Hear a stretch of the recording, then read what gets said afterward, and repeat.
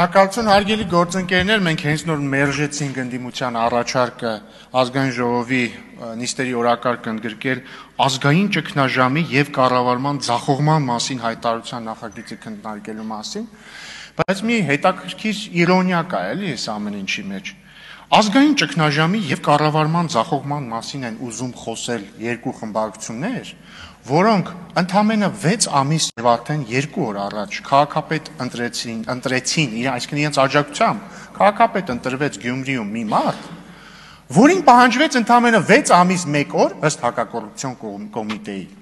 որպեսզի ինքը կաշառք լափի եւ բռնվի։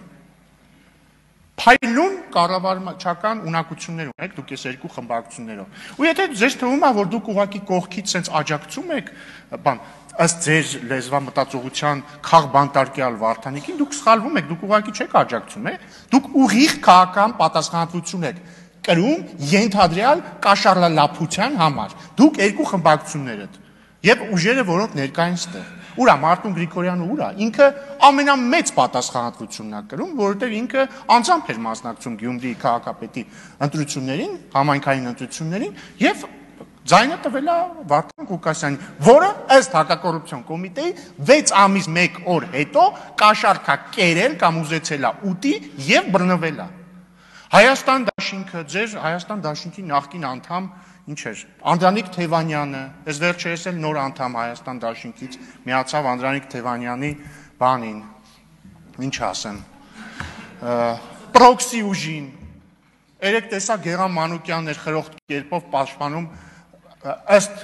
հակակոռուպցիոն կոմիտեի կաշառակեր Սրիկային։ Ու դուք եկել խոսում եք ազգային ճգնաժամի եւ կառավարման ձախողման մասին, կառավարումը լիակատար ձախողել է Գյումրիում։ Ես մտածում եմ, ես անկեղծ լինեմ, շատ մարդիկ մտածում են, դե լավ, փաստորեն այս նախկինները վերադարձան Գյումրիում, գուցե մի փոքր փոխված լինեն ու այս անգամ կաշառակերությամբ չզբաղվեն։ Պարզվեց չէ, ընդամենը 6 ամսվա մեջ վերադարձան ըստ հակակոռուպցիոն կոմիտեի իրենց սիրելի զբաղմունքի։ Շնորհակալություն։